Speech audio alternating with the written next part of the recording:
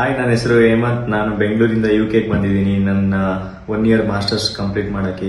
I am doing my masters in university of York. ನನ್ನ course ಬಂದು MS in finance and investment management. So ನಾನು ಇಲ್ಲಿಗೆ ಬರೋಕ್ಕೆ ನನಗೆ ಕಂಪ್ಲೀಟ್ ಗೈಡೆನ್ಸ್ ಅಂಡ್ ಎಲ್ಲ ಪ್ಲಾನ್ ಮಾಡಿ ನನಗೆ ಕೊಟ್ಟಿದ್ದು ವಿದ್ಯಾಲೋಕ ಟೀಮ್. ನನ್ನ ಹೆಸರು ಸೌರಭ್. ನಾನು ಆಕ್ಚುಲಿ ಸಿರ್ಸಿ ನನ್ನ ಪ್ರಾಪರು. ನನ್ಗೆ ಕರಿಯರ್ ಗೈಡೆನ್ಸ್ ತುಂಬಾ ಚೆನ್ನಾಗಿ ಕೊಟ್ಟಿದ್ದಾರೆ. ಯುರೋಪಿಯನ್ ಕಂಟ್ರೀಸ್ ಅಲ್ಲಿ ಯಾವ ತರ ಎಜುಕೇಶನ್ ಇದೆ, ಆಮೇಲೆ ಅಲ್ಲಿ ವರ್ಕ್ ಕಲ್ಚರ್ ಹೆಂಗೆ, ಆತರ ಎಲ್ಲ ನನ್ಗೆ ಹೇಳ್ಕೊಟ್ಟಿದ್ದಾರೆ. ಹೇಳ್ಕೊಟ್ಟು ಆಮೇಲೆ ಅವರೇ ಆಕ್ಚುಲಿ ವೀಸಾ ನನ್ನ ಪ್ರೊಸೆಸ್ ಎಲ್ಲ ಮಾಡ್ಕೊಟ್ಟು ಅಡ್ಮಿಷನ್ ಕೊಡ್ಸಿ, ಆಮೇಲೆ ಇಲ್ಲಿ ಬಂದ್ಮೇಲೆ ನನ್ಗೆ ಇಲ್ಲಿ ಅಕಾಮಿಡೇಷನ್ ಆಗ್ಲಿ, ಆಮೇಲೆ ಬ್ಯಾಂಕ್ ಅಕೌಂಟ್ಸ್ ಆಗ್ಲಿ, ಆಮೇಲೆ ಎಲ್ಲ ಸಪೋರ್ಟ್ ಮಾಡಿದ್ದಾರೆ. ಇವನ್ ಇವಾಗ್ಲೂ ನನ್ನ ಜೊತೆಗೆ ಇಲ್ಲಿ ತನಕ ಏನೇನ್ ನನ್ಗೆ ಹೆಲ್ಪ್ ಮಾಡಿದ್ದಾರೆ ಎಲ್ಲ ಪ್ರಸನ್ನ ಸರ್ ಕಡೆಯಿಂದಾನೇ ಮಾಡಿರೋದು. And Vidyaloka is the best consultancy in Bangalore. ಹೇ ಶಾರದೆ ದಯ ಪಾಲಿಸು. ಸರ್ ನಮಸ್ತೆ. ನಮಸ್ತೆ ಪರಂ.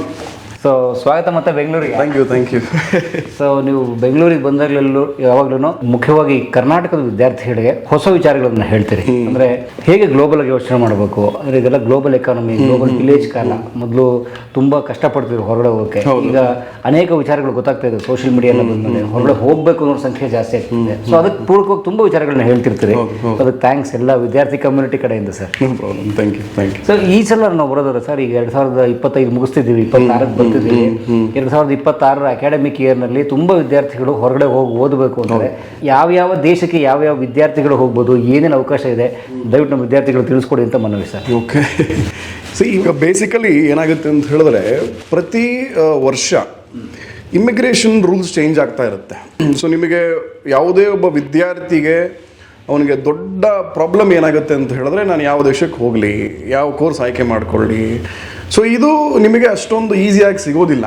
ಸೊ ಭಾಗಶಃ ನಿಮಗೆ 90% ಯಾರು ವಿದ್ಯಾರ್ಥಿಗಳು ಹೊರದೇಶಕ್ಕೆ ಹೋಗ್ತಾರೆ ಅವರೆಲ್ಲರೂ ಹೋಗ್ತಕ್ಕಂಥದ್ದು ನಮ್ಮ ಸ್ನೇಹಿತರಲ್ಲಿದ್ದಾರೆ, ನನ್ನ ಫ್ರೆಂಡ್ಸಲ್ಲಿದ್ದಾರೆ. ಸೊ ನಾನು ಅಲ್ಲಿ ಹೋಗ್ತೀನಿ.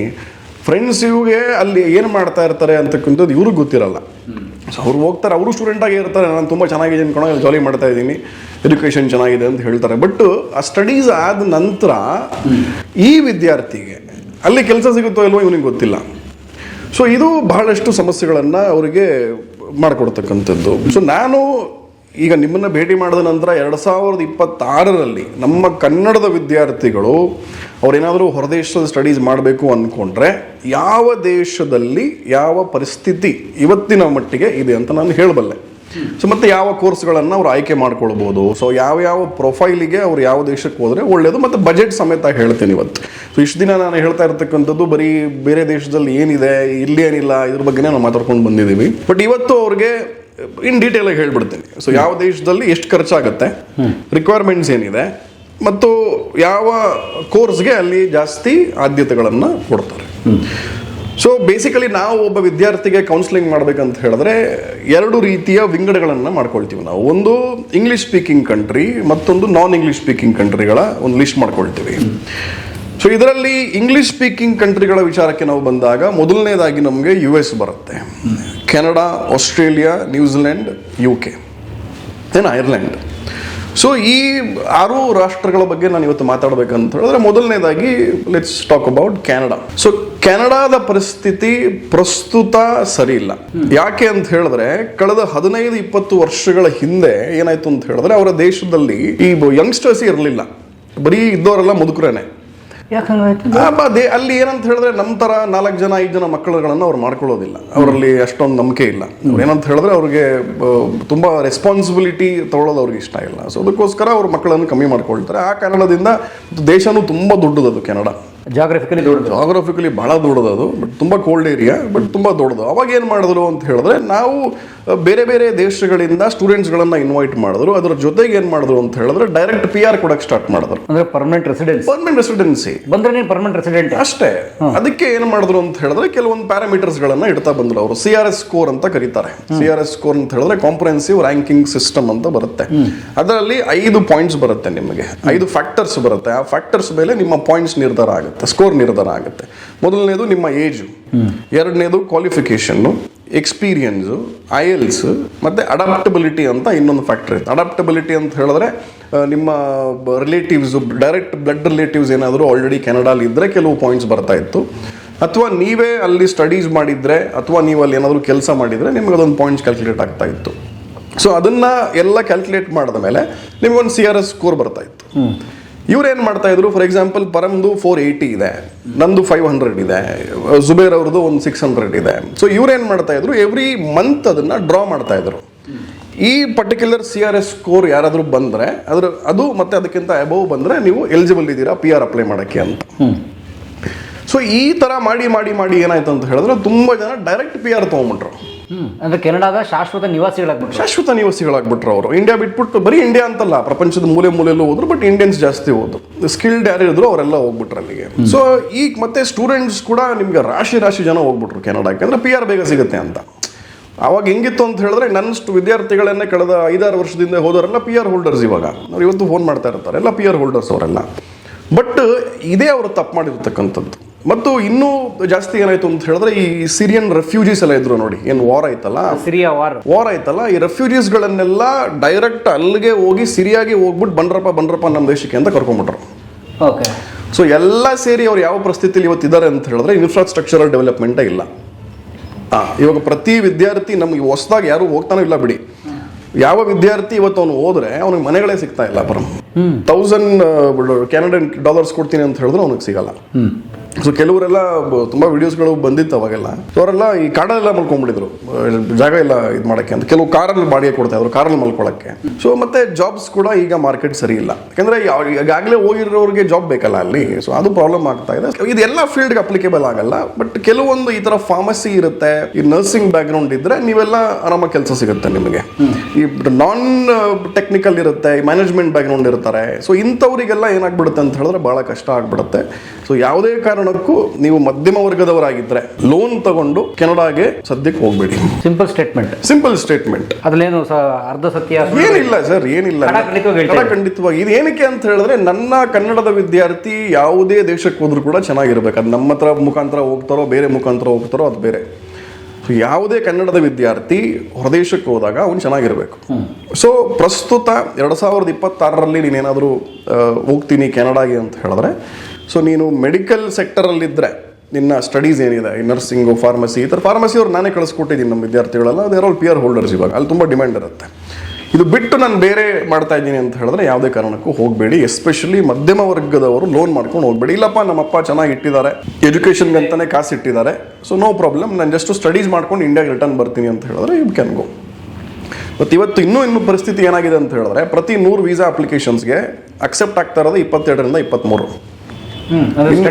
ಸ್ಟಡೀಸ್ಗೆ ಅಪ್ಲೈ ಮಾಡಿದ್ರೆ ನೀವು, ಇವಾಗ ನಾವು 3 ಜನ ಅಪ್ಲೈ ಮಾಡಿದ್ರೆ 3 ಜನರು ಒಬ್ಬರನ್ನ ತಗೊಳ್ತಾವ್ರೆ. ಡಾಕ್ಯುಮೆಂಟ್ಸ್ ಎಲ್ಲರದ್ದು ಸರಿ ಇರ್ಬೋದು, ಕ್ವಾಲಿಫಿಕೇಶನ್ ಸೇಮ್ ಇರ್ಬೋದು, ಎಲ್ಲ ಇರ್ಬೋದು, ಬಟ್ ಎಲಿಜಿಬಲ್ ಇರ್ಬೋದು. ಬಟ್ ನನಗೆ ಬೇಡಪ್ಪ ಇದು ಆ್ಯಕ್ಚುಲಿ ಇನ್ನು ನೆಕ್ಸ್ಟ್ ಒಂದು 5-6 ಇಯರ್ಸ್ ಅವ್ರು ಹಂಗೆ ಮಾಡ್ತಾರೆ, ಅದು ಸ್ಟೇಬಲ್ ಆಗೋವರೆಗೂ ಹಾಗೆ ಮಾಡ್ತಾರೆ. ಸೊ ಕೆನಡಾ ಸ್ಕಾಲರ್ಶಿಪ್ ಏನಾದರೂ ನಿಮಗೆ ಸಿಕ್ಕಿದ್ರೆ ಹೋಗಿ, ಯೂನಿವರ್ಸಿಟಿಯಿಂದಾನೇ ಡೈರೆಕ್ಟಾಗಿ ನಿಮ್ಮ ಸ್ಕಾಲರ್ಶಿಪ್ ಸಿಕ್ತು. ನಾವೇ ಒಂದು ಸ್ಟೂಡೆಂಟ್ನ ಕಳಿಸ್ಕೊಟ್ಟಿದ್ರಿ, ಅವರು ಕೆಮಿಸ್ಟ್ರಿಯಲ್ಲಿ ಗೋಲ್ಡ್ ಮೆಡಲಿಸ್ಟ್, ಅವರು ಇಂಡಿಯಾದಲ್ಲಿ ಬೆಂಗಳೂರು ಅವರೇನೆ. ಅವರು ಇಲ್ಲಿ ಬಂದಿದ್ರು, ಅವ್ರಿಗೆ ವೀಸಾ ಎಲ್ಲ ನಾವೇ ಮಾಡಿಕೊಟ್ರಿ, ಅವ್ರು ಹೋದ್ರು, ಗಂಡ ಹೆಂಡತಿ ಇಬ್ಬರು ಹೋದರು. ಸೊ ಈ ಥರ ಇದ್ದರೆ ನೀವು ಹೋಗಿ ತೊಂದರೆ ಇಲ್ಲ.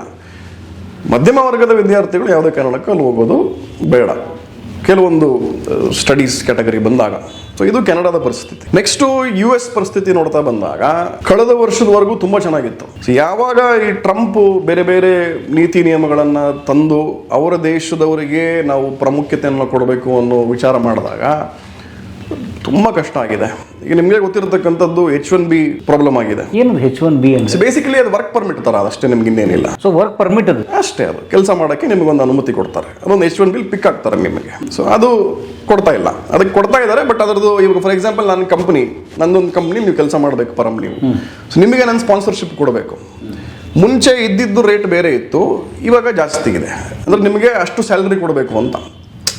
ಮತ್ತೆ ಅದಕ್ಕೆ ಅಪ್ಲಿಕೇಶನ್ ಫೀಸ್ ಕೂಡ ನಿಮ್ಗೆ ಅಷ್ಟೊಂದು ಕಟ್ಟಬೇಕು ಅಂತ ಎಷ್ಟೋ $1,00,000 ಮಾಡಿದ್ದಾರೆ. ಅದು ಸಮಸ್ಯೆಗಳಾಗುತ್ತೆ. ಸೊ US ಆ ಕಾರಣದಿಂದ ಪ್ರಸ್ತುತ ಅದು ಸರಿ ಇಲ್ಲ. ಯಾಕಂದರೆ US ಮಿನಿಮಮ್ ಅಂತ ಹೇಳಿದ್ರು 50-60 ಲಕ್ಷ ಬೇಕು ನಿಮ್ಗೆ ಸ್ಟಡೀಸ್ ಮಾಡೋಕ್ಕೆ, ಓದಕ್ಕೆ. ಹೌದು, ಏನು ಓದೋಕ್ಕೆ ನಿಮಗೆ ಮಾಸ್ಟರ್ಸ್ಗೆ ಬ್ಯಾಚುಲರ್ಸ್ಗೆ ಇನ್ನೂ ಜಾಸ್ತಿ ಆಗುತ್ತೆ, ಮಾಸ್ಟರ್ಸ್ ನಿಮ್ಗೆ ಅಷ್ಟು ಖರ್ಚಾಗೇ ಆಗುತ್ತೆ. ಅಂದರೆ ಎಷ್ಟು, 1 ವರ್ಷದ 2 ವರ್ಷದ? 2 ವರ್ಷದ ಮಾಸ್ಟರ್ಸ್. ಸೊ 2 ವರ್ಷದ ಮಾಸ್ಟರ್ಸ್ ಯಾವುದೇ ಮಾಡಿದ್ರು ಒಂದು 50-60 ಲಕ್ಷ ಇಟ್ಕೋಬೇಕು. ಬೇಕೇ ಬೇಕಲ್ಲ. 2 ವರ್ಷ ಮಾಸ್ಟರ್ಸ್ ಪ್ಲಸ್ ನಿಮಗೆ ಪೋಸ್ಟ್ ಸ್ಟಡಿ ವರ್ಕ್ ವೀಸಾ ಅಂತ ಕೊಡ್ತಾರೆ ನಿಮಗೆ, ಅದೊಂದು 3 ವರ್ಷಕ್ಕೆ ಕೊಡ್ತಾರೆ ನಿಮಗೆ. ಸೊ ಅದು ಅದರಲ್ಲೂ ನಿಮಗೆ ಸ್ಟೆಮ್ ಪ್ರೋಗ್ರಾಮ್ ಅಂತ ಬರುತ್ತೆ. ಸ್ಟೆಮ್ ಪ್ರೋಗ್ರಾಮ್ ಬಂದರೆ ನಿಮಗೆ 3 ವರ್ಷ ಕೊಡ್ತಾರೆ, ನಾನ್ ಸ್ಟೆಮ್ ಬಂದರೆ 1 ವರ್ಷ ಕೊಡ್ತಾರೆ. ಸೊ ಅಲ್ಲಿ ಬಟ್ ಸಂಬಳನೂ ಅಷ್ಟೇ ಚೆನ್ನಾಗಿದೆ US ಅಲ್ಲಿ. ಕೆಲಸ ಸಿಕ್ಕಿದ್ರೆ ನಿಮ್ಗೆ ಏನು 2 ವರ್ಷ ಇನ್ವೆಸ್ಟ್ ಮಾಡಿರ್ತೀರೋ ಅದೆಲ್ಲ ನಿಮ್ಗೆ 1 ವರ್ಷದಲ್ಲೇ ಬಂದ್ಬಿಡುತ್ತೆ, ಅದೇನು ಪ್ರಾಬ್ಲಮ್ ಆಗಲ್ಲ. ಬಟ್ ಟೈಟ್ ಆಗ್ತಾ ಇರೋ ಕಾರಣದಿಂದ ಮತ್ತೆ ಬೇರೆ ಕೋಲ್ಡ್ ವಾರ್ ನಡೀತಾ ಇದೆ ಇಂಡಿಯಾಗೂ US ಗೂ, ಟಾರಿಫ್ ವಾರ್ ನಡೀತಾ ಇದೆ, ಇದೆಲ್ಲ ನಡೀತಾ ಇರೋದ್ರಿಂದ ಸೊ ಬೇಡ ನನಗೆ ಅಂತ. ಈಗ ಲಾಸ್ಟ್ ನಮ್ಮದು ಸೆಪ್ಟೆಂಬರ್ ಇಂಟೇಕ್ಗೆ ನಮ್ಮ ಒಬ್ಬ US ವಿದ್ಯಾರ್ಥಿ ಸ್ಲಾಟೇ ಸಿಕ್ಕಿಲ್ಲ ಅವ್ರಿಗೆ, ಅಪಾಯಿಂಟ್ಮೆಂಟೇ ಸಿಕ್ಕಿಲ್ಲ ಅವ್ರಿಗೆ, ವೀಸಾ ಅಪ್ಲೈ ಮಾಡೋಕ್ಕೇ ಆಗಿಲ್ಲ. ಸೊ ಆ ಥರ ಪರಿಸ್ಥಿತಿ ಇದೆ. ಇನ್ನು ನೆಕ್ಸ್ಟ್ ಟ್ರಂಪ್ ಹೋಗೋವರೆಗೂ ಕೂಡ US-ನ ಸ್ವಲ್ಪ ಅವಾಯ್ಡ್ ಮಾಡ್ತಕ್ಕಂಥದ್ದು ಒಳ್ಳೇದು. ಅಷ್ಟು ಖರ್ಚು ಮಾಡಿಕೊಂಡು ಮತ್ತೆ ಪ್ರಾಬ್ಲಮ್ ಆದರೆ ಮತ್ತೆ ಅಷ್ಟು ಲೋನ್ಗಳು ಯಾರು ತೀರಿಸ್ತಾರೆ ಹೇಳಿ. ಸೊ ಇದು US-ನ ಪರಿಸ್ಥಿತಿ. 3ನೇ ಕಂಟ್ರಿ ಬಗ್ಗೆ ನಾನು ಮಾತಾಡಬೇಕಂತ ಹೇಳಿದ್ರೆ ಆಸ್ಟ್ರೇಲಿಯಾ ಬಗ್ಗೆ ಮಾತಾಡೋಣ. ಆಸ್ಟ್ರೇಲಿಯಾ ತುಂಬ ಕೇರ್ಫುಲ್ ಕಂಟ್ರಿ. ಅದು ತುಂಬ ಕೇರ್ಫುಲ್ ಕಂಟ್ರಿ ಅಂದರೆ ಕೆಲವೊಂದು ರಾಷ್ಟ್ರಗಳು ಇಂಟರ್ನ್ಯಾಷನಲ್ ಸ್ಟೂಡೆಂಟ್ಸ್ಗಳ ಟ್ಯೂಷನ್ ಫೀಸ್ ಇದೆಯಲ್ಲ ಇದ್ರ ಮೇಲೆ ತುಂಬ ಡಿಪೆಂಡ್ ಆಗಿರ್ತಾರೆ. ಈ ಲಕ್ಷಾಂತರ ರೂಪಾಯಿ ಕೊಡ್ತಿರಲ್ಲ ನೀವು ಓದಕ್ಕೆ ಫೀಸ್. ಓದಕ್ಕೆ ಈಗ ಲೋಕಲ್ ವಿದ್ಯಾರ್ಥಿ, ಅಲ್ಲಿನ ಲೋಕಲ್ ವಿದ್ಯಾರ್ಥಿ ಅಂತ ಹೇಳಿದ್ರೆ ಅವ್ನು ಕಮ್ಮಿ ಕೊಡ್ತಾನೆ ಫೀಸು. ಬಟ್ ಇಂಟರ್ನ್ಯಾಷನಲ್ ಸ್ಟೂಡೆಂಟ್ಸ್ ಬಂದಾಗ ಅವ್ರಿಗೆ ಎಷ್ಟೋ ಲಕ್ಷ ಡಾಲರ್ಸ್ ಬರುತ್ತೆ, ಅವ್ರಿಗೆ ಅದೆಷ್ಟೋ ಬಿಲಿಯನ್ ವ್ಯವಹಾರ ಅದು, ಫಾರಿನ್ ಕರೆನ್ಸಿ ಬರುತ್ತೆ. ಹೌದು. ಸೊ ಈ ಆಸ್ಟ್ರೇಲಿಯಾ ಇದೆಯಲ್ಲ ಇವ್ರು ಹೆಂಗೆ ಅಂತ ಹೇಳಿದ್ರೆ ತುಂಬ ತಲೆ ಕೆಡಿಸ್ಕೊಳ್ಳಲ್ಲ ಆ ಫಂಡ್ ಬಗ್ಗೆ. ನನ್ನ ಕಂಟ್ರಿ ಸೇಫ್ಟಿ ಮುಖ್ಯ ಅವ್ರಿಗೆ. ಈಗ ಕರೋನಾ ಟೈಮಲ್ಲೂ ಕೂಡ ನೋಡಿ ಆಸ್ಟ್ರೇಲಿಯಾ ಎಫೆಕ್ಟ್ ಆಗಿಲ್ಲ, ಅದು ಎಂಟೈರ್ ಕಂಟ್ರಿ ಕ್ಲೋಸ್ ಮಾಡ್ಕೊಂಡ್ಬಿಟ್ರು ಅವರು. ನಿಮಗೆ ಇಂಪೋರ್ಟ್ ಎಕ್ಸ್ಪೋರ್ಟ್ ಆಗ್ತಾ ಇರಲಿಲ್ಲ ಅಲ್ಲಿ, ಅಲ್ಲಿಂದ ಏನು ಬರೋದು ಬೇಡ, ಇಲ್ಲಿಂದ ನಾವು ಕಳ್ಸೋದು ಇಲ್ಲ, ಯಾರು ಬರಕ್ಕೆ ಹೋಗ್ಬಿಡ್ರಿ ಇಲ್ಲಿಗೆ ಅಂತ ಚೆನ್ನಾಗಿ ಎಂಜಾಯ್ ಮಾಡ್ತಾ ಇದ್ರು ಅವರು ಕರೋನಾ ಟೈಮಲ್ಲಿ. ಪ್ರತಿ ದೇಶಗಳಲ್ಲೂ ಕೂಡ ಅವ್ರು ಕ್ವಾರಂಟೈನು ಆ ಥರ ಎಲ್ಲ ಇದ್ದಾಗ ಇವರು ಕೇರೆ ಮಾಡಿಲ್ಲ ಅದ್ರ ಬಗ್ಗೆ. ಮತ್ತೆ ಯಾಕಂದ್ರೆ ಅಷ್ಟು ನಿಲ್ಸ್ಬಿಟ್ರು ಅವರು, ಬಾರ್ಡರ್ ಕ್ಲೋಸ್ ಮಾಡಿಬಿಟ್ರು ಅವರು, ಅಷ್ಟು ಸೇಫ್ ಅಂಡ್ ಸ್ಟ್ರಿಕ್ಟ್ ಅಷ್ಟೇ. ಅದು ನಿಮಗೆ ಇವತ್ತು ಕೂಡ ಆಸ್ಟ್ರೇಲಿಯನ್ ಇಮಿಗ್ರೇಷನ್ ಎಷ್ಟು ಸ್ಟ್ರಿಕ್ಟ್ ಇದೆ ಅಂತ ಹೇಳಿದ್ರೆ, ನೀವೇನಾದ್ರೂ ಸ್ಟಡಿ ವೀಸಾ ನೀವು ಅಪ್ಲೈ ಮಾಡ್ತೀರಾ ಅಂತ ಹೇಳಿದ್ರೆ ಅಲ್ಲೂ ನಿಮಗೆ ಎಕ್ಸ್ಪೆನ್ಸಿವ್ ಕಂಟ್ರಿ ಅದು, 50-60 ಲಕ್ಷ ಬೇಕೇ ಬೇಕಾಗುತ್ತೆ ನೀವು ಓದಕ್ಕೆ. ಬೇಕೇ ಬೇಕು 2 ವರ್ಷ ಮಾಸ್ಟರ್ಸ್ಗೆ. ಬಟ್ ನೀವು ವೀಸಾ ಅಪ್ಲೈ ಮಾಡಬೇಕಂದ್ರೆ ಅವ್ರು ಎಷ್ಟು ಚೂಸಿ ಇರ್ತಾರೆ ಅಂತ ಹೇಳಿದ್ರೆ, ನೀವು ನಿಮ್ಮ ತಂದೆ ತಾಯಿ ಅಥವಾ ನಿಮ್ಮ ಬ್ಲಡ್ ರಿಲೇಟಿವ್ ಅಲ್ಲಿ ಯಾರಾದರೂ 10 ಲಕ್ಷಕ್ಕಿಂತ ಮೇಲೆ ITR ಫೈಲ್ ಮಾಡಿರಬೇಕು. ಸೊ ನಂದಿಲ್ಲ ಅಗ್ರಿಕಲ್ಚರಲ್ ಲ್ಯಾಂಡ್ ಇದೆ, ನಂದು ಬೇರೆ ಚೀಟಿ ವ್ಯವಹಾರ ಮಾಡ್ತಾರೆ ನಮ್ಮಮ್ಮ, ITR ಬಾಡಿಗೆ ಬಿಟ್ಟವ್ರೆ, 10 ಲಕ್ಷ ITR ಫೈಲ್ ಮಾಡಲೇಬೇಕು. ಎಸ್. ಸೊ ಅದು ಗೌರ್ಮೆಂಟ್ ಅಧಿಕೃತ ಡಾಕ್ಯುಮೆಂಟ್. ಎಸ್. ಸೊ ಫಿನಾನ್ಷಿಯಲಿ ಇವರು ಅಷ್ಟು ಸ್ಟೇಬಲ್ ಇದ್ದಾರೆ ಅಂತ ಅವ್ರು ನೋಡ್ತಾರೆ ಆಸ್ಟ್ರೇಲಿಯಾ. ಮತ್ತೆ ಕ್ಯಾಪ್ ಸಿಸ್ಟಮ್ ಕೂಡ ತಂದಿದ್ದಾರೆ, 1 ವರ್ಷಕ್ಕೆ ಎಷ್ಟೇ ಜನ ಸ್ಟೂಡೆಂಟ್ನ ಕರ್ಕೊಬೇಕು ನಾವು ಅಂತ. ಸೊ ನಿಮ್ಗೆ ಅದರಲ್ಲೇ ಗೊತ್ತಾಗುತ್ತೆ ಅವರು ಅಷ್ಟು ಡಿಪೆಂಡ್ ಆಗಿಲ್ಲ. ಇಂಟರ್ನ್ಯಾಷನಲ್ ಸ್ಟೂಡೆಂಟ್ಸ್ ದುಡ್ಡು ನಮಗೆ ಬೇಡ, ಅದರಿಂದ ನಮ್ಮ ದೇಶ ನಡೀತಾ ಇಲ್ಲ. ನನಗೇನು ಬೇಕು, ನನ್ನ ದೇಶ ಸುರಕ್ಷಿತವಾಗಿರಬೇಕು. ಸೊ ಯಾರೇ ಇಲ್ಲಿ ಬಂದರೂ ಕೂಡ ಅವ್ರಿಗೆ ಒಳ್ಳೆ ಕೆಲಸ ಸಿಗಬೇಕು, ಆ ಥರ. ಅಲ್ಲಿ ನಿಮಗೆ PR ಬೇಗ ಸಿಗುತ್ತೆ. ಅಂದರೆ ಕೆನಡಾ ಅಷ್ಟು ಬೇಗ ಆಸ್ಟ್ರೇಲಿಯಲ್ಲಿ ಸಿಗದೆ ಇರ್ಬೋದು, ಬಟ್ ನಿಮಗೆ ಸಿಗುತ್ತೆ. ಮತ್ತು ಅಲ್ಲಿ ಯಾವುದೇ ವಿದ್ಯಾರ್ಥಿ ಆಸ್ಟ್ರೇಲಿಯಾಗೆ ಸ್ಟಡೀಸ್ ಮಾಡ್ತೀನಿ ಅಂತ ತಿಳ್ಕೊಂಡ್ರೆ ನಿಮಗೆ ಆನ್ಸ್ಕೋ ಕೋಡ್ ಅಂತ ಚೆಕ್ ಮಾಡಬೇಕು ನೀವು.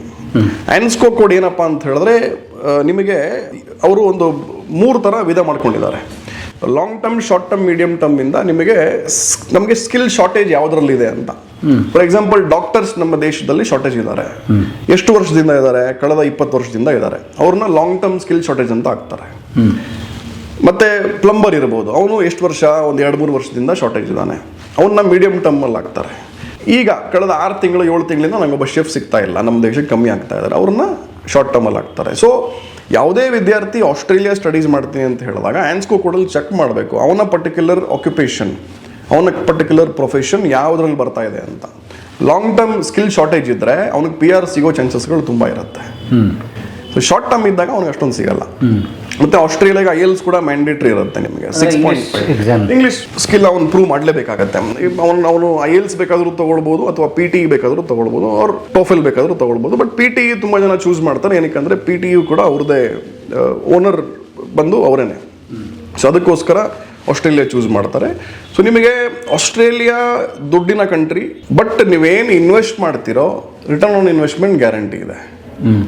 ಮತ್ತು PR ಕೂಡ ನಿಮಗೆ ಬೇಗ ಸಿಗುತ್ತೆ, ಪ್ರಾಬ್ಲಮ್ ಇಲ್ಲ. ಮತ್ತು ಆಸ್ಟ್ರೇಲಿಯಾಗೆ ಇಂಥವರೇ ಹೋಗ್ಬೇಕಂತೇನಿಲ್ಲ, ಯಾವುದೇ ಸೆಕ್ಟರಲ್ಲಿ ಹೋದರೂ ಕೂಡ ಅವರಿಗೆ ಲೈಫ್ ಚೆನ್ನಾಗಿರುತ್ತೆ. ಅಂದರೆ ಯಾವ ಎಜುಕೇಷನ್ ಬ್ಯಾಕ್ಗ್ರೌಂಡ್ನವರು ಹೋಗ್ಬೋದಾ? ಹೋಗ್ಬೋದು, ಬಟ್ ಅದೇ ಆನ್ಸ್ಕೋ ಕೂಡ ಚೆಕ್ ಮಾಡ್ಕೊಳ್ಳಿ.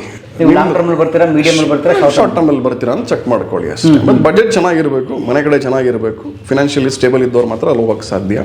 ಈ ಸರ್ ಏನೂ ಇಲ್ಲ ಸರ್, ನಾನು ಕಡು ಬಡವ ಸರ್, ಅಲ್ಲೋಗಿ ಶ್ರೀಮಂತ ಆಗ್ತೀನಿ ಅಂದರೆ ಹಿಂಗೆ ಹೋಗೋಕ್ಕಾಗತ್ತೆ?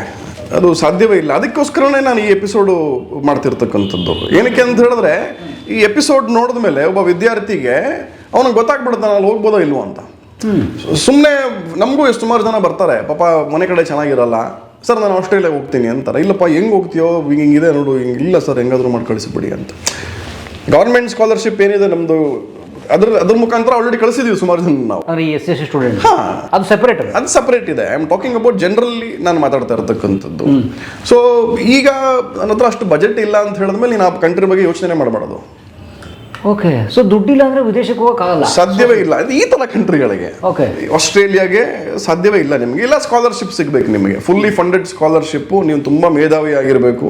ನೀನೇ ಅಲ್ಲಿರೋ ಸೂಪರ್ವೈಸರ್ಗಳನ್ನು ಅಪ್ರೋಚ್ ಮಾಡಿ, ನೀನು ಈ ಥರ ರಿಸರ್ಚ್ ಮಾಡ್ತೀನಿ, ನಾನು ತುಂಬ ಇನ್ನೊಂದು ರಿಸರ್ಚ್ ಪ್ರಪೋಸಲ್ ಇದೆ, ಸೊ ತುಂಬ ನಾನು ಇದ್ರ ಬಗ್ಗೆ ಕಲ್ತ್ಕೊಂಡು ಬಿಟ್ಟಿದ್ದೀನಿ, ಸೊ ನನಗೆ ಫ್ರೀಯಾಗಿ ಒಂದು ಸೀಟ್ ಕೊಡಿ ಅಂತ ಹೇಳಿದಾಗ ಅಲ್ಲಿ ಸೂಪರ್ವೈಸರ್ಗಳನ್ನ ನೀವು ಇಂಪ್ರೆಸ್ ಮಾಡಿದ್ರೆ ಅವರು ನನಗೆ ಎಷ್ಟಪ್ಪ ಇವನು ಒಳ್ಳೆ ವಿದ್ಯಾರ್ಥಿ, ಯಾರೋ ಒಬ್ಬ ಯಾವುದೋ ಒಂದು ಓಷನಾಲಜಿ ಬಗ್ಗೆ ಏನೋ ಸ್ಟಡೀಸ್ ಮಾಡ್ತಾ ಇರ್ತಾರೆ, ಸೊ ಆ ಒಂದು ಟಾಪಿಕ್ ಬಗ್ಗೆ ಇವನು ಮಾಡ್ತಾ ಇದ್ದರೆ ಇವ್ರು ಅಪ್ರೋಚ್ ಮಾಡ್ಬೋದು ವಿದ್ಯಾರ್ಥಿಗಳು. ಸೊ ನಾನು ಇದ್ರ ಬಗ್ಗೆನೇ ಸ್ಟಡೀಸ್ ಮಾಡ್ತಾ ಇದ್ದೀನಿ ಸರ್, ನಾನು ನಿಮ್ಮ ಅಂಡರಲ್ಲಿ ಕೆಲಸ ಮಾಡೋಕ್ಕೆ ನನಗೆ ಇಷ್ಟ ಆಗಿದೆ ಅಂತ ಹೇಳಿದಾಗ ಅವ್ರು ಕರೆದುಬಿಟ್ಟು, ನಾನು ಮುಂಚೆ ನಿಮ್ಗೆ ಹೇಳಿದೆ ನೋಡಿ, ಒಬ್ಬರು ಗೋಲ್ಡ್ ಮೆಡಲಿಸ್ಟ್ ಕೆಮಿಸ್ಟ್ರಿಯಲ್ಲಿ ಅಂತ, ಅವ್ರು ಅದೇ ಮಾಡಿದ್ದು ಕೆನಡಾಗೆ.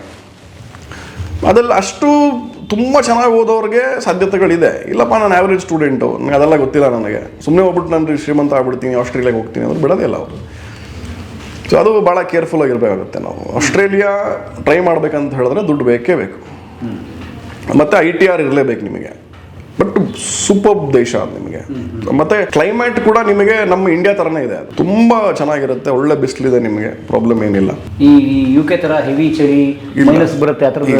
UK ಅಷ್ಟೊಂದು ಕೆಟ್ಟದಾಗ ಏನಿಲ್ಲ ಕಂಪೇರ್ ಟು ಕೆನಡಾ. ಕೆನಡಾ ಅಂತೂ ನಿಮ್ಗೆ ತೀರಾ ಮೈನಸ್ ಹೋಗ್ಬಿಡುತ್ತೆ, -25, 30ವರೆಗೂ ಹೋಗ್ಬಿಡುತ್ತೆ ನಿಮಗೆ. ಬಟ್ UK ಅಷ್ಟೊಂದೇನು ಚಳಿ ಆಗೋದಿಲ್ಲ ಕಂಪೇರ್ ಟು ಕೆನಡಾ ಹೇಳ್ತಿರೋದು. ಬಟ್ ಆಸ್ಟ್ರೇಲಿಯಾ ನಿಮ್ಗೆ ಸೂಪರ್ ಆಗಿದೆ, ನಿಮಗೆ ಒಳ್ಳೆ ವೆದರ್, ನಿಮ್ಗೆ ಅದು ಓಕೆ ಸ್ವರ್ಗ ಅಂತಲೇ ಹೇಳ್ಬೋದು ನಿಮಗೆ. ಸೊ ಆಸ್ಟ್ರೇಲಿಯಾದಲ್ಲಿ ಒಬ್ಬ ವಿದ್ಯಾರ್ಥಿ ಅಥವಾ ವಿದ್ಯಾರ್ಥಿನಿ ಓದಕ್ಕೆ ಹೋಗ್ತೀವಿ ಅಂತಂದ್ರೆ ಒಂದು 50 ಲಕ್ಷ ಇಟ್ಕೋಬೇಕಾ? ಬೇಕೇ ಬೇಕು. ಜಾಬ್ ಹೋಗ್ತೀನಿ ಅಂದ್ರೆ, ಜಾಬ್ಗೆ ಹೋಗ್ತೀನಿ ಅಂತ ಹೇಳಿದ್ರೆ ಎರಡು ಥರ ಇದೆ. ಒಂದು, ನೀವು ಡೈರೆಕ್ಟ್ PR ಅಪ್ಲೈ ಮಾಡಬೇಕು, ಅದು ಕೆನಡಾ. ಮತ್ತು ಕೆನಡಾ ನಿಮ್ಗೆ ಹೇಳಿದ್ನಲ್ಲ ಪಾಯಿಂಟ್ ಸಿಸ್ಟಮ್ ಇದೆಯಲ್ಲ, ಆ ಥರ ಆಸ್ಟ್ರೇಲಿಯಾಗೂ ಇದೆ. ಸೊ ಅದು ಆ ಪ್ಯಾರಾಮೀಟರ್ಸ್ಗಳನ್ನು ನೋಡಿ, ಆ ಫ್ಯಾಕ್ಟರ್ಗಳನ್ನು ನೋಡಿ ನಿಮಗೆ ಅಪ್ಲೈ ಮಾಡಿದ್ರೆ. ಬಟ್ ಆಸ್ಟ್ರೇಲಿಯಾ PR ಅಷ್ಟು ಈಸಿ ಇಲ್ಲ ಸರ್, ಅದು ಇವತ್ತು ಕೆಲವರು ಮಾರ್ಕೆಟಿಂಗ್ ಮಾಡ್ತಾರೆ. So to be honest, Canadian PR marketing ತುಂಬ ಪೀಕಲ್ಲಿತ್ತು ಅವಾಗ. ಅದು ಈಗೆಲ್ಲ ಸ್ವಲ್ಪ ಜನಕ್ಕೆ ಗೊತ್ತಾಗಿದೆ ಅದು ಆಗ್ತಾ ಇಲ್ಲ ಅಂತ. ಅದು ಆಗ್ತಾ ಇದ್ದಿದ್ದ ಟೈಮಲ್ಲಿ ಎಷ್ಟು ಪೀಕಲ್ಲಿತ್ತು ಅಂತ ಹೇಳಿದ್ರೆ, ಕೆಲವು ಸಂಸ್ಥೆಗಳೆಲ್ಲ ಭಾಳ ಚಾರ್ಜ್ ಮಾಡಿಬಿಟ್ರು. ಎಷ್ಟು ಅಂದರೆ ಅಷ್ಟು ಚಾರ್ಜ್ ಮಾಡಿಬಿಟ್ರು. ಅದು ರ್ಯಾಂಡಮ್ ಆಗಿ ಇದು ಮಾಡೋಕ್ಕೆ ಸ್ಟಾರ್ಟ್ ಮಾಡಿದ್ರು. ಕೆಲವರೆಲ್ಲ ನಂತರ ಆಫೀಸಲ್ಲಿ ಬಂದು ಕೂತ್ಕೊಳ್ಳೋರು 50 ವರ್ಷ ಅವ್ರಿಗೆ, 50 ವರ್ಷದವರು ಓದಿರೋದು ಬರೀ SSLC ITI, ಅವ್ರಿಗೆ PR ಸಿಗುತ್ತೆ ಅಂತ ಹೇಳಿಬಿಟ್ಟಿದ್ದಾರೆ ಯಾರೋ ಒಬ್ಬರು, ನಂಗೆ ಗೊತ್ತಿಲ್ಲ ಕನ್ಸಲ್ಟೆನ್ಸಿ ಹೆಸರು, ಹೇಳೋದು ಸರಿ ಆಗಲ್ಲ. ಅವರು ಪಾಪ ಇಲ್ಲಿ ಬಂದು ಕೂತ್ಕೊಂಡ್ರು. ನಾನು ಸರ್ ಈ ಥರ ಇದೆಯಲ್ಲಪ್ಪ ಅಂತ, ಇಲ್ಲ ಸರ್ ಸಾಧ್ಯವೇ ಇಲ್ಲ ನಿಮಗೆ ಅಂತ. ಹೆಂಗೆ ಆಗ್ಬಿಡುತ್ತೆ ಅದು, ಕೆಲವೊಂದೆಲ್ಲ ಫ್ಯಾಕ್ಟರ್ಗಳಿರುತ್ತೆ, ಪ್ಯಾರಾಮೀಟ್ರ್ ಇರುತ್ತೆ, ಎಲ್ಲ ತೆಗೆದು ನಾನು ಲ್ಯಾಪ್ಟಾಪಲ್ಲಿ ತೋರಿಸಿದೆ, ನೋಡಿ ಹಿಂಗಿದೆ, ಆಗಲ್ಲ, ಕಾಸು ಕಳ್ಕೊಂಬಿಡಿಪ್ಪ ನೀವು ಹೋಗಿ ಅಂತ. ಆಗೋ ಥರ 50-50 ಇದ್ರು ನಾನು ಹೇಳ್ತಾ ಇದ್ದೆ, ನಿಮ್ಮದು ಆಗೋದೇ ಇಲ್ಲ, ನಿಮ್ಮದು ಹೈಲಿ ಇಂಪಾಸಿಬಲ್, ನಿಮ್ಗೆ ಹೆಂಗೆ ಯಾರು ಹೇಳಿದ್ದು ನಿಮಗೆ ಅದಾಗುತ್ತೆ ಅಂತ. ಸೊ ಅವಾಗ ಭಾಳಷ್ಟು ಜನ ಕೆನಡಾ PR ನಂಗೆ ತುಂಬ ಫೋನ್ ಮಾಡೋರು. ನಾವು ಮಾಡ್ತಾ ಇದ್ವಿ, ಬಟ್ ವಿತ್ ಎ ಕಂಡೀಷನ್, ನಾವು ಗ್ಯಾರಂಟಿ ಕೊಡೋದಿಲ್ಲ, ನಾನು ಯಾರಿಗೂ ಕೊಡೋದಿಲ್ಲ, ವರ್ಕ್ ವೀಸಾಗೂ ಕೊಡಲ್ಲ, ಸ್ಟಡೀಸ್ಗೂ ಕೊಡಲ್ಲ, PR-ಗೂ ಕೊಡಲ್ಲ. ನನ್ನ ಹತ್ರ ಇಲ್ಲ ಅದು ಸುಮ್ಮನೆ ಅವ್ರಿಗೆ ಕನಸು ಕಾಣಿಸಿ ಇದೆಲ್ಲ ಮಾಡಿ ತಪ್ಪಾಗುತ್ತೆ. ಕೆನಡಾ PR-ಗೆ ಬೇರೆ ಕಡೆ ಕೆಲವರು ಕನ್ಸಲ್ಟೆನ್ಸಿಗಳೆಲ್ಲ 80,000, 90,000, 100 ಲಕ್ಷ ಚಾರ್ಜ್ ಮಾಡೋರು. ಅದು ಅವ್ರಿಗೆ ಗೊತ್ತಿತ್ತು ಆ ಫೈಲ್ ಆಗಲ್ಲ ಅಂತ. Consultancy fees okay. ನಾನು ಮಾಡ್ತಾ ಇದ್ದಿದ್ದು 15,000 ರೂಪಾಯಿ ಅಷ್ಟೇ. ಅದು 15,000 ರೂಪಾಯಲ್ಲಿ ಫ್ರೀ IELTS ಕೋಚಿಂಗ್ ಕೊಡ್ತಾ ಇದ್ವಿ. IELTS ಕೋಚಿಂಗೇ ನಮ್ಮ ಟ್ರೈನರ್ಗೆ ನಾನು 8,000 ಕೊಡ್ತಾ ಇದ್ದೆ, ಮಿಕ್ತಾ ಇದ್ದಿದ್ದೆ 7,000 ರೂಪಾಯಿ. ನನ್ನ ಮೂಲ ಉದ್ದೇಶ ಏನಿತ್ತು ಅಂತ ಹೇಳಿದ್ರೆ, ಅಲ್ಲಿ 1.5 ಕೊಡೋ ಬದಲು ಇಲ್ಲಿ 15 ಕೊಡು, ನೀನು 1.35 ನಿನ್ಗೆ ಉಳಿಯುತ್ತೆ. ಆಮೇಲೆ ಫಾರಿನ್ ಹೋಗಿ ಕನ್ನಡಿಗೆ ಹೋಗಿ ಚೆನ್ನಾಗಿರೋ ಸಿಕ್ಕಿದ್ರೆ ಚೆನ್ನಾಗಿರೋ. ನಾನು ಅದು ಹೇಳ್ಬಿಡ್ತಿದ್ದೆ, ಇದು ಪಾಸಿಬಿಲಿಟಿ ಇಲ್ಲ, 50-50 ಇದೆ. ನನ್ನ ಕರ್ತವ್ಯ ಅಪ್ಲಿಕೇಶನ್ ಫಿಲ್ ಮಾಡಿ ಕೊಡ್ತೀನಿ, ಏನು ಸ್ಕೋರ್ ಇದೆ ಅದು ನಿಮಗೆ ಮಾಡಿ ಕೊಡ್ತೀನಿ. ನಿಮಗೂ ಕೆಲವು ನಾನು ಹೇಳ್ಕೊಟ್ಬಿಟ್ಟಿದ್ದೀವಿ, ಹಿಂಗೆ ಮಾಡೋದು ಮಾಡ್ಕೊಂಡು ಹೋಗಪ್ಪ ಅಂತ. ಸೊ ಈ ಥರ ಪೀಕ್ ಟೈಮಲ್ಲಿ ಇದ್ದಾಗಲೂ ಕೂಡ ನಾನು ಭಾಳ ಕೇರ್ಫುಲ್ ಆಗಿದ್ದೆ. ಪರಂ ಒಂದು ಸಂಸ್ಥೆನೋ ನಡೆಸ್ತೀವಿ ಅಂತ ಹೇಳಿದ್ರೆ 9ನೇ ವರ್ಷ ಇದು, ನನ್ನ ಮೇಲೆ ಒಂದು ಬ್ಲ್ಯಾಕ್ ಮಾರ್ಕ್ ಇಲ್ಲ, ವಿದ್ಯಾಲೋಕ ಪ್ರೈವೇಟ್ ಲಿಮಿಟೆಡ್ ಇಲ್ಲ. It's only because of transparency. ನಾನು ನಿಮ್ಗೆ ಏನೋ ಒಟ್ರಾಸಿ ಹೇಳೋದು ಬೇಡವೇ ಬೇಡ, ಅಲ್ಲಿ ಬಂದು ಕೂತ್ಕೊಳ್ಳೋದು ಈಚೆ ಕಡೆ ನನ್ನ ದುಡ್ಡು ತೊಗೊಂಬಿಟ್ರಿ ನೀವು, ಬೇಡಪ್ಪ. ಇರೋದನ್ನ ಹೇಳ್ತಾ ಇದ್ದೀನಿ, ಪ್ರಯತ್ನ ಮಾಡ್ತೀನಿ, ಯಾವುದೇ ಆದರೂ ಪ್ರಯತ್ನನೇ, ವರ್ಕ್ ವೀಸಾ ಆಗಲಿ ಪ್ರಯತ್ನನೇ, ಸ್ಟಡಿ ವೀಸಾ ಆಗಲಿ ಪ್ರಯತ್ನನೇ, PR ಆದರೂ ನಾವು ಇವಾಗ ಮಾಡೋದೇ ಬಿಟ್ಬಿಡ್ರಿ ಬಿಡಿ, PR ಅದು ಆಗ್ತಾ ಇಲ್ಲ ಅಂತ. ಓಕೆ, ಆಗಿನ ಕಾಲದಲ್ಲಿ ಹೇಳಿದ್ದು ನಾನು ನಿಮ್ಗೆ ಏನಾಗಿತ್ತು ಅಂತ. ಅಂದ್ರೆ ಈಗ ಆಸ್ಟ್ರೇಲಿಯಾದ ಮಾತಾಡ್ತಿರ್ತಾರೆ ಇಲ್ಲಿ ಬರೋದು ಅಂದ್ರೆ ಒಂದು 50 ಲಕ್ಷ ರೂಪಾಯಿ ಹಣ ಇಲ್ಲದೆ ಆಸ್ಟ್ರೇಲಿಯಾದಲ್ಲಿ ಓದಕ್ಕೆ ಹೋಗ್ತೀನಿ, ಆಸ್ಟ್ರೇಲಿಯಾದಲ್ಲಿ ಓದಕ್ಕೆ ಹೋಗ್ತೀನಿ ಅಂತ ಅನ್ನೋದು ಕನಸು ಕಾಣಬಾರ್ದು. ಆಗೋದೇ ಇಲ್ಲ ಸರ್, ಕಷ್ಟ ಇದೆ. ಹೌದಾ? ಯಾಕಂದ್ರೆ ಆಸ್ಟ್ರೇಲಿಯಾ ನಿಮಗೆ ಟ್ರಿಕಿ ಇದೆ. ಯಾಕಂದ್ರೆ 1 ವರ್ಷ ನೀವು ಮಾಸ್ಟರ್ಸ್ ಮಾಡಿದ್ರೆ ಅಲ್ಲಿ ನಿಮಗೆ ಪೋಸ್ಟ್ ಸ್ಟಡಿ ವರ್ಕ್ ವೀಸಾ ಸಿಗಲ್ಲ, ಜಾಬ್ ಸೀಕರ್ ವೀಸಾ ಸಿಗಲ್ಲ. 2 ವರ್ಷ ಮಾಸ್ಟರ್ಸ್ ಮಾಡಿದ್ರೆ ಮಾತ್ರ ನಿಮಗೆ 3 ವರ್ಷ 4 ವರ್ಷ 5 ವರ್ಷ ಆ ಥರ ಅದು ಇದಿದೆ. ರೀಜನಲ್ ಏರಿಯಾ ಕೆಲವು ಅಲ್ಲೂ ವಿಶೇಷತೆ ಇದೆ. ಕೆಲವು ರೀಜನಲ್ ಏರಿಯಾಸ್ಗಳಲ್ಲಿ ನೀವು ಓದಿದಾಗ ನಿಮಗೆ 5 ವರ್ಷ ಕೊಡ್ತಾರೆ post study work visa. Minimum ಅಂತ ಹೇಳಿದ್ರು 3 ಕೊಡ್ತಾರೆ ನಿಮಗೆ, 3, 4, 5 ಇರುತ್ತೆ ನಿಮಗೆ. ಸೊ ಅಷ್ಟು ದುಡ್ಡು ನಿಮ್ಗೆ ಬೇಕೇ ಬೇಕಾಗತ್ತೆ. ಸೊ ಇದನ್ನೆಲ್ಲ ನೀವು ಸ್ಟಡೀಸ್ ಮಾಡಬೇಕಾಗತ್ತೆ, ಈ ರಿಸರ್ಚ್ ಮಾಡಬೇಕು, ರಿಸರ್ಚ್ ಮಾಡಲೇಬೇಕು ನೀವು.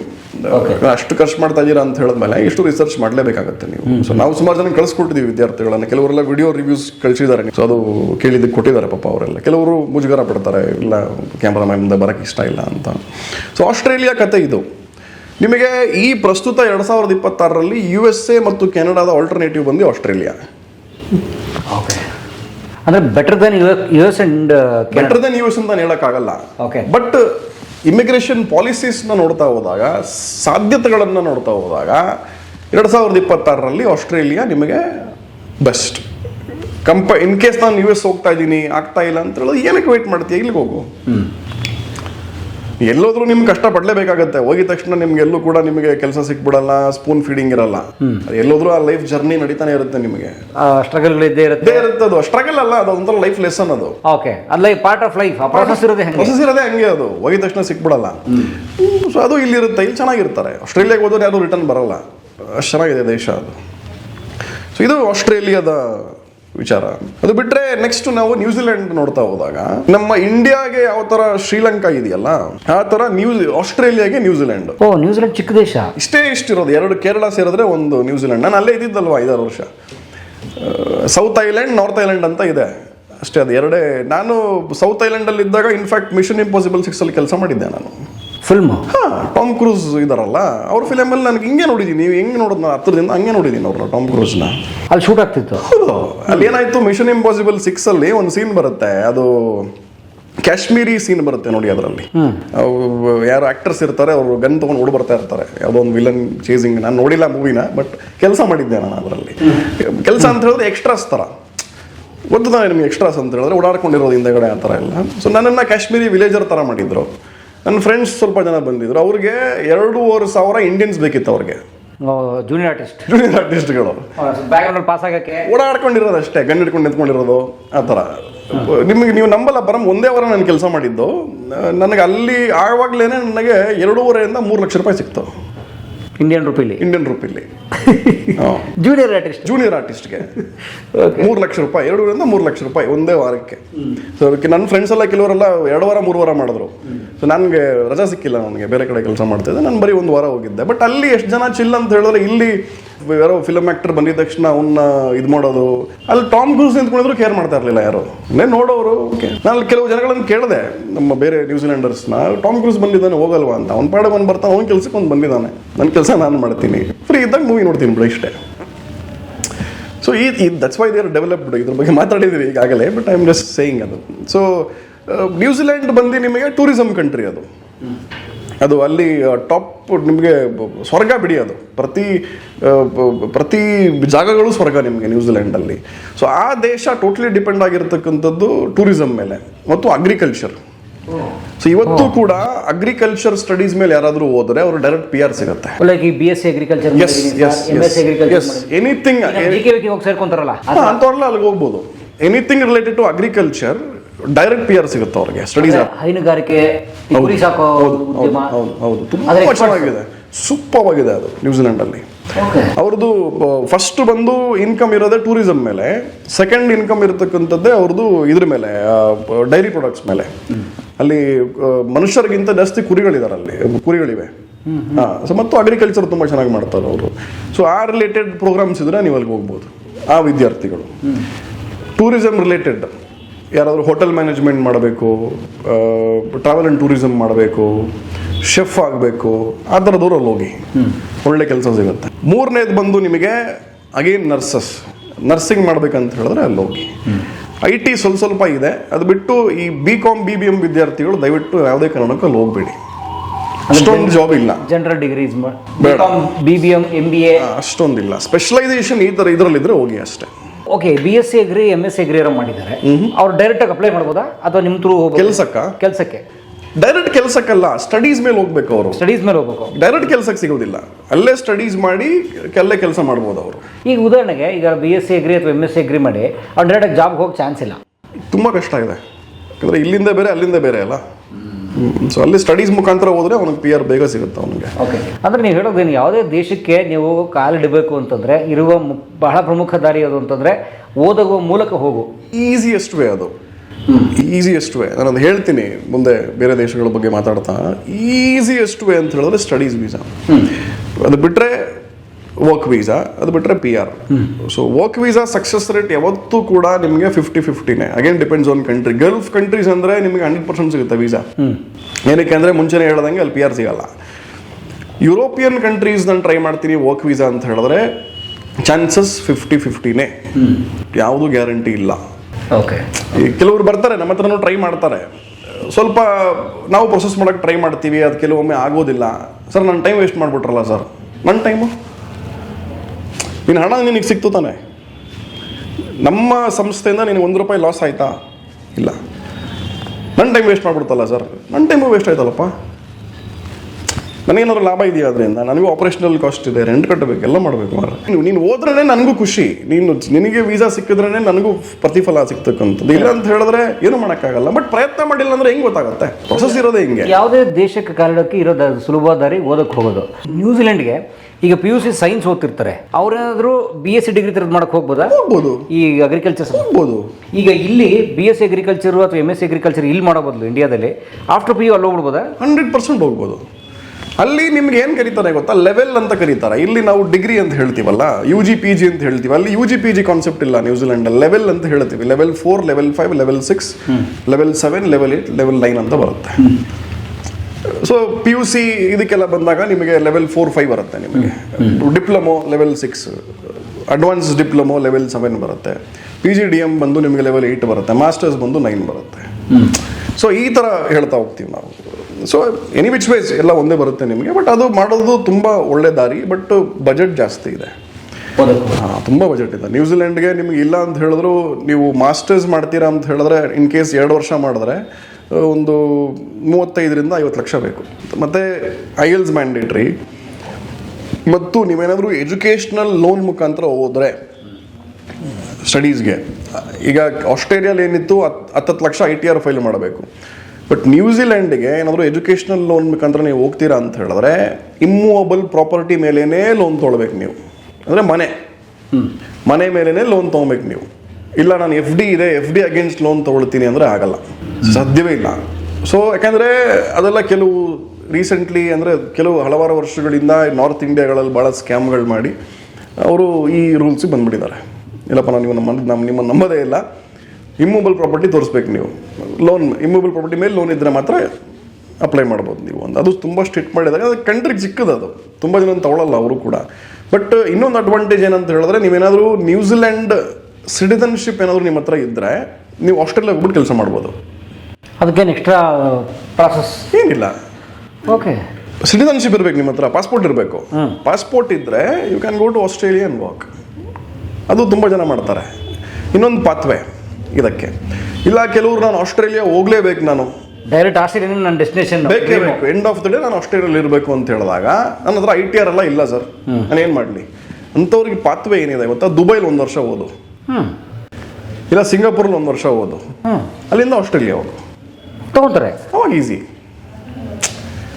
ಬಟ್ ಇಂಡಿಯಾದಲ್ಲಿ ಬಡವನಾಗಿ ನನಗೆ ಕಾಣಿಸ್ಕೋಬೇಡ. ಇಂಡಿಯಾದಲ್ಲಿ 10 ಲಕ್ಷ ರೂಪಾಯಿ ತೋರಿಸು ಅಷ್ಟೇ. ಡೈರೆಕ್ಟಾಗೆ ನನಗೆ ಹೋಗೋಕ್ಕಾಗಿಲ್ಲ ಅಂತ ಹೇಳಿದ್ರು ಕೂಡ ದುಬೈ ಮುಖಾಂತರ ಹೋಗ್ತಾರೆ ಕೆಲವರೆಲ್ಲ ಆಸ್ಟ್ರೇಲಿಯಾಗೆ. ಆಧಾರ ಹುಡ್ಕೊಂಡಿದ್ದಾರೆ. ಇದೆ, ಅದು ಪಾತ್ವೆ ಇದೆ. ಅಂತ ಪಾಸಿಬಿಲಿಟೀಸ್ ಕೂಡ ನಿಮಗೆ ಆಸ್ಟ್ರೇಲಿಯಾಗಿದೆ. ಆಸ್ಟ್ರೇಲಿಯಾದಲ್ಲಿ ಏನು ಸಂಬಳ ಸರ್? ಡಿಪೆಂಡ್ಸ್ ಆನ್ ಈಗ ಓದಕ್ಕೆ ಹೋಗ್ತೀರಿ ಸರ್, ಈಗ ಯಾರನ್ನ ಕಳಿಸಿದ್ರಿ ಮಾಸ್ಟರ್ಸ್ ಮಾಡಕ್ಕೋ ಅಥವಾ UG ಅಂದರೆ ಅಂಡರ್ ಗ್ರಾಜುಯೇಷನ್ ಮಾಡಕ್ಕೆ ಕಳಿಸಿದ್ರಿ, ಸೊ ಅವ್ನು ಮುಗಿದ ಮೇಲೆ ಎಷ್ಟು ಸಂಬಳ ಸಿಗ್ಬೋದು? ಮಿನಿಮಮ್ ಅಂತ ಹೇಳಿದ್ರು ಕೂಡ ನಿಮಗೆ ಯಾವುದೇ ಕೆಲಸ ನಾನು ಮಾಡ್ತೀನಿ ಅಂತ ಹೇಳಿದ್ರು ಕೂಡ ನಿಮ್ಗೆ ಒಂದು 2-2.5 ಲಕ್ಷ ಬಂದೇ ಬರುತ್ತೆ. 2.5 ಲಕ್ಷ? 2-2.5 ಲಕ್ಷ ಯಾವುದೇ ಕೆಲಸ ಮಾಡ್ತೀನಿ ಸ್ಟಾರ್ಟಿಂಗ್ ಹೇಳ್ತಾ ಇರೋದು ನಾನು. ನೀವು ಬೇಸ್ ಲೆವೆಲ್ ವರ್ಕ್ ಮಾಡಿದ್ರು ಅಷ್ಟು ಬಂದೇ ಬರುತ್ತೆ ನಿಮಗೆ. ಖರ್ಚುಗಳು ನಿಮಗೆ 1 ಲಕ್ಷವರೆಗೂ ಆಗುತ್ತೆ, ಇನ್ನೊಂದು 1.5 ಲಕ್ಷ ಉಳಿಯುತ್ತೆ ನಿಮಗೆ. ಅದು ಆ ರೇಂಜಲ್ಲೇ ಇರುತ್ತೆ. Depends on how you live. ಕೆಲವರು ಶೇರಿಂಗ್ ಅಲ್ಲಿ ಇರ್ತಾರೆ, ಕಮ್ಮಿ ಸ್ಪೆಂಡ್ ಮಾಡಿ ಜಾಸ್ತಿ ಉಳಿಸ್ತಾರೆ. ಕೆಲವರು ಇಲ್ಲಪ್ಪ ನಾನು ಐಷಾರಾಮಿ ಜೀವನ ಮಾಡ್ತೀನಿ, ನನಗೆ ಒಬ್ಬನಿಗೆ ಮನೆ ಬೇಕು ಅಂಥವ್ರದವ್ರು ಏನು ಉಳಿಸೋದೇ ಇಲ್ಲ.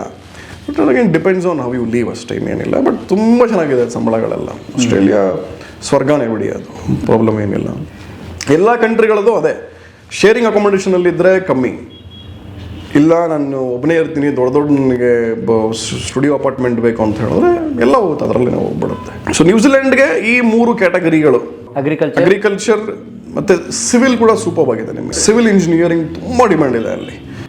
ನಮ್ಮ ಸ್ಟೂಡೆಂಟ್ಸ್ಗಳೇ ಅಲ್ಲೆಲ್ಲ PR ಹೋಲ್ಡರ್ ಆಗಿಬಿಟ್ಟಿದ್ದಾರೆ ಅವರು. ಅಂದ್ರೆ ಇಲ್ಲಿ BE ಸಿವಿಲ್ ಮಾಡ್ತಾರಲ್ಲ, ಅವ್ರೊಳಗೆ ಮಾಸ್ಟರ್ಸ್ ಮಾಡ್ಬೋದು. ತುಂಬ ಚೆನ್ನಾಗಿದೆ ಸಿವಿಲ್ ಚೆನ್ನಾಗಿದೆ. ಮತ್ತೆ ಅವ್ರು ಇಂಜಿನಿಯರ್ಸ್ ಆಗ್ಬಿಡ್ತಾರೆ ಅಲ್ಲಿ, ಇಂಜಿನಿಯರ್ಸ್ ಆಗ್ತಾರೆ. ಈ ಸೈಟ್ ಇಂಜಿನಿಯರ್ಸ್, ಕನ್ಸ್ಟ್ರಕ್ಷನ್ ಇಂಜಿನಿಯರ್ಸ್ ಬೇರೆ ಇದಕ್ಕೆ ಹೋಗ್ತಾರೆ. ಬಟ್ ತುಂಬ ಡಿಮ್ಯಾಂಡ್ ಇದೆ, ಸಿವಿಲ್ಗೆ ತುಂಬ ಡಿಮ್ಯಾಂಡ್ ಇದೆ ನ್ಯೂಜಿಲೆಂಡ್ಗೆ. ಏನು ಪ್ಯಾಕೇಜ್ ಇದೆ BE ಸಿವಿಲ್ ಇತ್ಯಾದಿ ಮಾಡಿದವ್ರಿಗೆಲ್ಲ?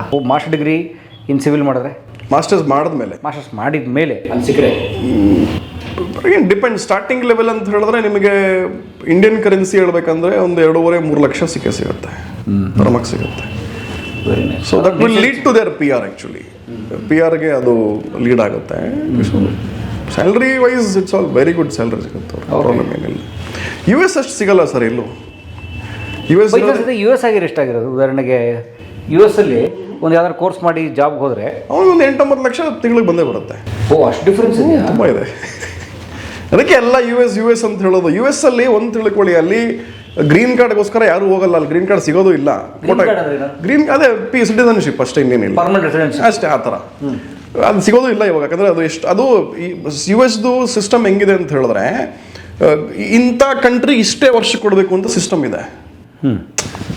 ಗ್ರೀನ್ ಕಾರ್ಡ್ ಒಂದು ವರ್ಷಕ್ಕೆ ಒಂದು 10,000 ಕೊಡ್ತೀನಿ ಅಂತ ಹೇಳಿದ್ರೆ ಅದರಲ್ಲಿ 2,000 ಇಂಡಿಯನ್ಸ್ಗೆ, 2,000 ಚೈನೀಸ್ಗೆ, 2,000 ಬೇರೆ ಯಾರಿಗೋ, 500 ನೇಪಾಳೀಸ್ಗೆ, ಈ ಥರ ಇದೆ. ಒಂಥರ ರೇಷನ್ ಸಿಸ್ಟಮ್ ಮಾಡಿಟ್ಟು, ರೇಷನ್ ಸಿಸ್ಟಮ್. ಬಟ್ ಅಲ್ಲಿ ಇರೋದೆಲ್ಲ ಇಂಡಿಯನ್ಸೇ ಜಾಸ್ತಿ. ಸೊ ಆಲ್ರೆಡಿ ಕ್ಯೂ ಅಲ್ಲಿ ನಿಂತಿರೋರು ಎಷ್ಟು ಜನ ಇದ್ದಾರೆ ಗ್ರೀನ್ ಕಾರ್ಡ್ಗೆ? ಎಷ್ಟೋ ಜನ ವರ್ಷಗಳಿಂದ ಹೋಗಿರೋರು ಅವರು ಇದ್ದಾರೆ ಆಲ್ರೆಡಿ. ಮತ್ತೆ ಇವ್ರಿಗೆಲ್ಲಿ ಸಿಗುತ್ತೆ? ಹೊಸಬ್ರಿಗೆಲ್ಲಿ ಸಿಗುತ್ತೆ? ಹೊಸಬ್ರದ್ದು ಕಾನ್ಸೆಪ್ಟ್ ಏನು ಗೊತ್ತಾ? ದುಡ್ಡು ಮಾಡ್ಕೊಂಡು ರಿಟರ್ನ್ ಬಾ ಅಷ್ಟೇ. ಓಕೆ, ಈ US ಅಲ್ಲಿ ಅಲ್ಲೇ ಸೆಟ್ಲ್ ಆಗ್ತೀನಿ ಅನ್ನೋ ಕಾನ್ಸೆಪ್ಟ್ ಸಾಧ್ಯವೇ ಇಲ್ಲ ಸರ್. ಪ್ರಸ್ತುತ ಎಲ್ಲಿದೆ? ಕೋಟಾ ಸಿಸ್ಟಮ್ ಇದೆಯಲ್ಲ, ಕೋಟಾ ಸಿಸ್ಟಮ್ ತೆಗೆದಾಕಿದ್ರೆ ಎಲ್ರಿಗೂ ಸಿಕ್ಬಿಡುತ್ತೆ ಅಲ್ಲಿ ಗ್ರೀನ್ ಕಾರ್ಡ್ ಇಂಡಿಯನ್ಸ್ಗೆ. ಒಂದು ಕೋಟಾ ಸಿಸ್ಟಮ್ ಇರೋ ಕಾರಣಕ್ಕೆ ಹಳಬ್ರಲ್ಲಿ ಇಷ್ಟಲ್ಲ ಅವರೇ, ಅವ್ರು ಸಿಗೋವರೆಗೂ ಇವ್ರಿಗೆ ಸಿಗಲ್ಲ. ಇಲ್ಲಾಂದ್ರೆ ಅವ್ರು 15-20 ವರ್ಷ ಕಾದು, ಅದು ಸಮಸ್ಯೆ. ಯೂರೋಷನ್ ಚೆನ್ನಾಗಿ ದುಡ್ಡು ಮಾಡ್ಕೋ, ಎಲ್ಲ ಅದೇ ಮಾಡೋದು. ಇಂಡಿಯಾದಲ್ಲಿ ಇನ್ವೆಸ್ಟ್ ಮಾಡು, ಬಾ ಅಷ್ಟು ಕೋಟಿ ಬರುತ್ತೆ US. ಬೇರೆ ದೇಶಗಳಲ್ಲಿ ಸಂಪಾದನೆ ಕಮ್ಮಿ ಅಂದ್ರೆ ಅದಕ್ಕೆ ಕಂಪೇರ್ ಮಾಡಿದ್ರೆ, ಇಂಡಿಯಾ ಕಂಪೇರ್ ಮಾಡಿದ್ರೆ 10 ಗುಣ ಜಾಸ್ತಿ ಇರುತ್ತೆ. ಅದಕ್ಕೆ ಎಲ್ಲರೂ USಗೆ ಹೋಗ್ತಾರೆ. ಅದು ಬಿಟ್ಟರೆ ಬೇರೆ ಏನಿಲ್ಲ. ಓಕೆ. ಸೊ ಇದು ನಮ್ಮ ನ್ಯೂಜಿಲೆಂಡ್ನ ಸಂಬಂಧಪಟ್ಟಂಗೆ. But related, civil related, agriculture, civil, travel and tourism, hotel management, nursing ಆ ಥರ ಇದ್ದರೆ ಹೋಗಿ ಅಷ್ಟೇ. ಅದು ಬಿಟ್ಟರೆ ಬೇರೆ ಬೇಡ. ಓಕೆ. ಈ MTA ಥರ ಕೋರ್ಸ್ಗಳು ಇದಾವಲ್ಲ, ಮಾಸ್ಟರ್ ಆಫ್ ಟೂರಿಸಮ್ ಅಡ್ಮಿನಿಸ್ಟ್ರೇಷನ್ ಇತ್ಯಾದಿ, ತುಂಬ ಚೆನ್ನಾಗಿರುತ್ತೆ. ಅದೆಲ್ಲ ವರ್ಕ್ ಆಗುತ್ತೆ ನೋಡಿರಲ್ಲ, ಅದಕ್ಕೆ ಹೋಗ್ಬೋದು. ಸೊ ಇದು ನ್ಯೂಜಿಲೆಂಡ್ನ ಸಂಬಂಧಪಟ್ಟಂಗೆ. ಇದು ಬಿಟ್ಟರೆ ನಿಮಗೆ ನ್ಯೂಜಿಲೆಂಡ್ಗೂ IELTS ಬೇಕಾಗಿದೆ. 6.5 or 6 ಬೇಕೇ ಬೇಕು. IELTS ತಗೊಳ್ಳೇಬೇಕು.